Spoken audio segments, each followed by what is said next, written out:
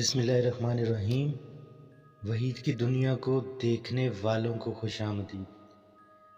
یہ واقعہ 35 سالہ حارث کا ہے جو ایک سرکاری محکمے میں جاب کرتا تھا، مگر وقت حالات بدلتے ہیں اور حالات انسان کو بدل دیتے ہیں۔ حارث ایک نڈر جوان تھا جو ہر بات پر ہر چیز کو ایک پیمانے میں رکھتا تھا۔ 3 سال پہلے وہ اپنے کسی عزیز کی شادی پر شہر سے گاؤں گیا۔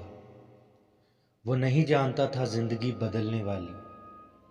ذہن میں وہ کئی رنگ سجائے اپنی دھن میں مگن گاؤں کی طرف رواں دواں تھا۔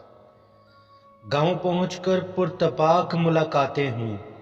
رات کھانے کے بعد کزنز کی محفل لگ گئی۔ حارث جوشیلا ہونے کی وجہ سے سب رشتہ داروں میں جانا جاتا تھا۔ باتوں باتوں میں گاؤں سے کچھ ہٹ کر پرانے کنویں کی بات چل پڑی، جس پر پیسوں کی شرط رکھی گئی۔ حارث نے بنا سوچے ہی شرط مان لی اور طے یہ پایا کہ ایک پتھر پر ڈوری باندھ کر اکیلے جا کر کنویں میں پھینکنی ہوگی، کیونکہ کنواں اندر سے خشک تھا۔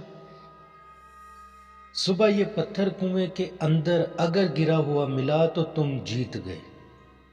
حارث جانے کے لیے بےتاب تھا۔ فوراً ہی پتھر کو پکڑا اور اکیلا چل پڑا۔ جیسے ہی گاؤں سے تھوڑا دور ہوا، عجیب سی وحشت سا ماحول بنتا گیا۔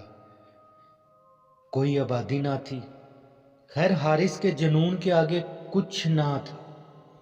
حارث کنویں کے قریب آ چکا تھا۔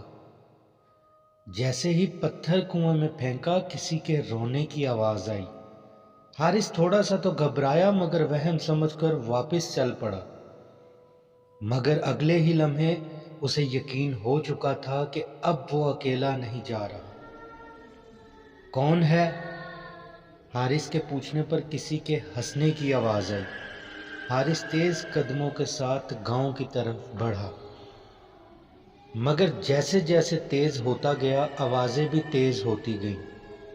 اچانک ایک عورت حارث کے سامنے آ گئی۔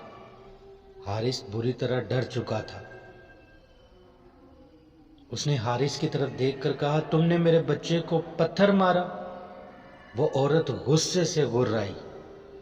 حارث زمین پر خوف کے مارے گر چکا تھا۔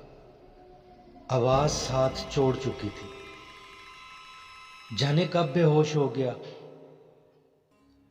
طلوع آفتاب کے وقت جب حارث کی آنکھ کھلی تو وہ اپنی ہی حویلی کی چارپائی پر لیٹا ہوا تھا۔ آس پاس سب رشتہ دار موجود تھے۔ سب نے پوچھا، تم کھیتوں میں کیوں گئے تھے اس وقت؟ مگر حارث کو چپ لگ چکی تھی۔ جس ہاتھ سے پتھر پھینکا تھا وہ ہاتھ پھر کبھی ٹھیک نہیں ہوا۔ جانے اسے کیا ہوا۔ وہ حارث رہا ہی نہیں۔ ویورز، حادثے زندگی کے ساتھ جڑے ہوئے ہیں۔ کوئی نہیں جانتا کہ وہ کون تھی۔ جو بھی کریں احتیاط کے ساتھ کریں۔ اپنا خیال رکھیں۔ لائک اور کمنٹس کرنا مت بھولیں۔ ملتے ہیں اگلی ویڈیو میں ایک اور سچے واقعے کے ساتھ۔ اللہ حافظ۔